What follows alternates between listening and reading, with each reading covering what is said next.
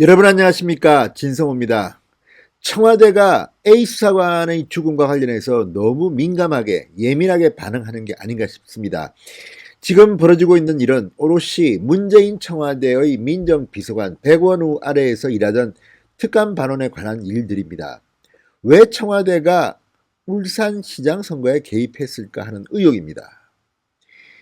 그리고 백원우 비서관이 왜 직제에도 없는 그런 이상한 비밀 조직 같은 별동대를 운영했을까 하는 의혹입니다. 그 의혹이 진실인지 아닌지는 숨진 A 수사관의 핸드폰에 고스란히 들어가 있을 것으로 보입니다. 그래서인지 오늘 이 김조원 청와대 민정수석이 조금 소름 돋치는 말을 했습니다. 그게 맞는 말인지는 모르지만 민정수석이라는 자리에 앉아있는 사람이 바른 척으로는 조금 특이했습니다.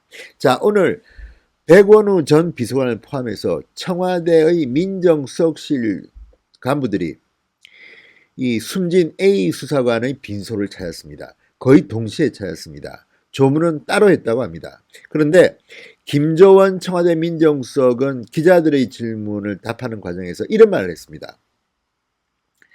유족들이 A 수사관의 유품을 오늘이라도 돌려받길 원한다. 이런 말을 전했습니다. 자, 청와대 민정비서관실 특별감찰 반원으로 일했던 A 수사관. 그의 유품, 뭘 의미하는 걸까요? 아마도 휴대폰을 의미하는 게 아닐까, 이런 생각을 하는 사람들이 많습니다. 실제로 언론들은 그렇게 해석하고 있습니다. 왜 그럴까요? 자, 유족들이 A 수사관의 유품을 돌려받고 싶어 한다. 아마 대부분 다 돌려받지 않았을까요? 압수수색한 것은 핸드폰과 유서입니다. 유서 내용이야 가족들한테는 뭐 복사해서라도 알려주면 되는 것이지 뭐 힘듭니까? 그런데 문제는 휴대폰입니다.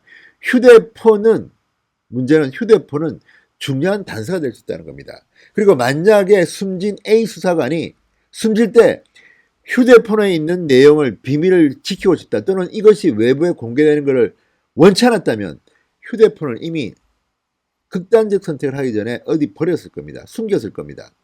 대개는 바다에 던지기도 하고 찾기가 힘들죠. 파괴하기도 하고 뭐 그럽니다. 그런데 이 A 수사관은 숨지기 전에 아주 특이한 걸 했습니다. 비밀번호도 아니고 패턴 형태로 휴대폰을 잠궈버렸습니다. 그리고 남겨놓은 겁니다. 자, 이제 이 포렌식 작업하다가 갑자기 잠금 장치에 제동이 걸려서 지금 포렌식 작업이 일시 중단됐다고 합니다. 그 정도로 숨진 A씨는 자신의 휴대폰이 남들에 의해서 증거가 인멸되거나 하는 것을 겁냈던 것 같습니다. 완전히 잠궈버렸답니다. 지금 그래서 검찰이 포렌식 작업을 다시 시작하면 될 것 같습니다. 일단 검찰은 이 휴대폰에 있는 정보를 다 보존했다고 합니다. 무엇이 나올까요? 별동대에서 일했다면 다만 최근에 뭐 이런 수사와 관련해서 이 A 수사관한테 청와대나 뭐 다른 데서 이 청탁 전화 또는 압력 전화 이런 게 중요한 게 아닙니다. 문재인 정권 초기부터 별동대에서 일했던 이 A 수사관, 지금 울산시장 사건 말고도 얼마나 많은 일들이 벌어졌을까요? 지금 김태호 전 수사관이 하는 이야기들을 보면 별의 별 일을 다 한 것 같습니다. 그 모든 범죄 혐의 증거가 그 핸드폰 안에 있을 가능성이 높다는 겁니다. 물론 백원우 전 비서관은 겁이 날 겁니다.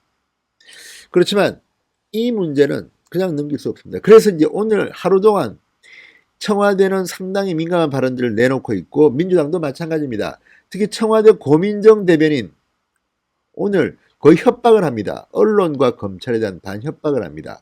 언론에 대해서는 있지도 않은 내용들을 거짓으로 보도하고 있다고 언론 보도를 비판했습니다. 그리고 검찰에 대해서도 피의 사실과 수사 상황 공개를 금지하는 형사사건 공개 금지 규정 제도가 시행되고 있음을 명심하라. 그러니까 함부로 언론에 정보 주지 말라고 협박하는 겁니다. 안 그러면 당신들 처벌받아, 이렇게 협박을 하고 있습니다.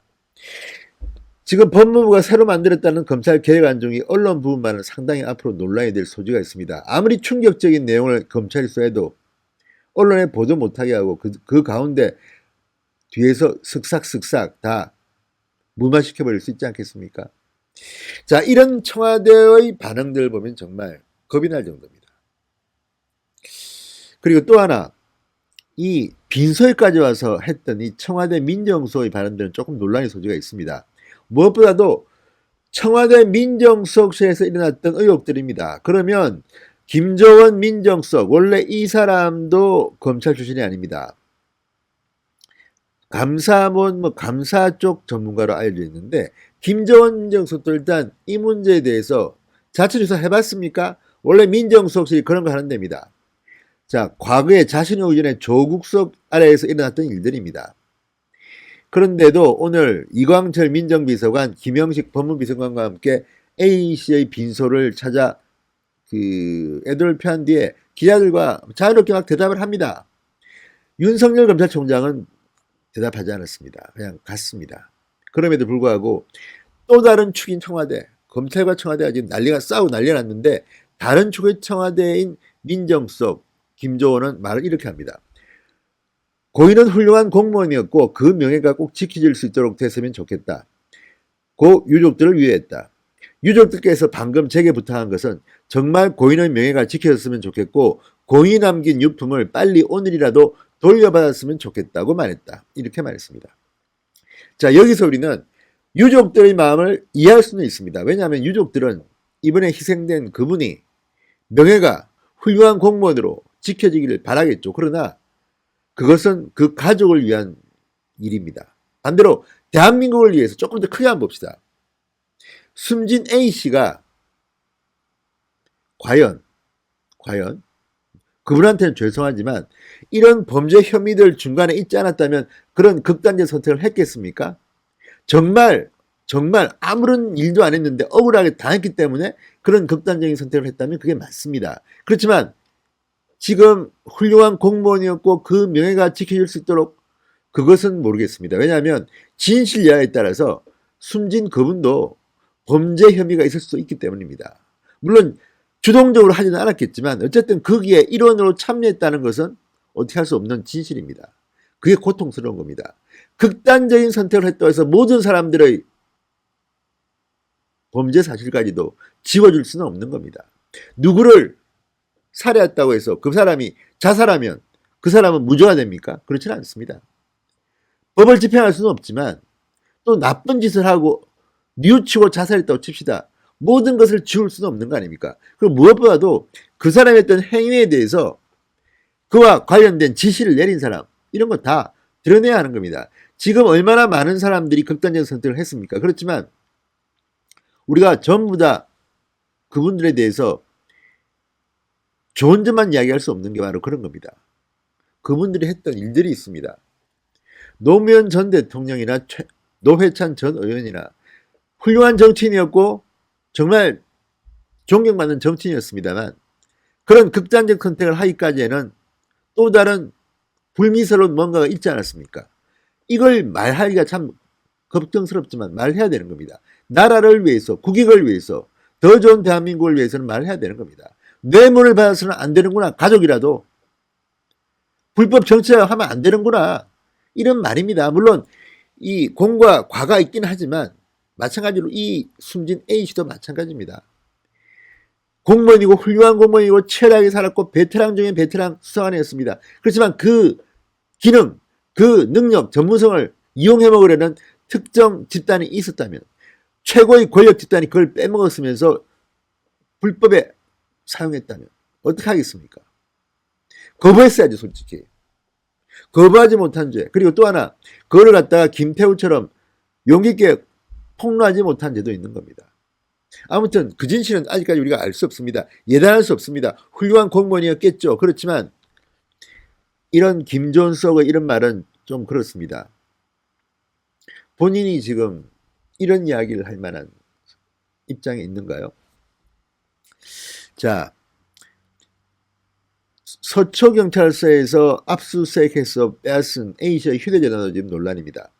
자, 왜 그러면 검찰이 압수를 했느냐? 서초경찰서장이 과거에 청와대 윤건영 상황팀장 밑에서 근무했다는 거 아닙니까? 행정관으로. 그래서 청와대에 보고할 수도 있다. 그래서 빨리 빼앗아야겠다고 검찰이 압수수색했다는 문화일보 보도가 나왔습니다.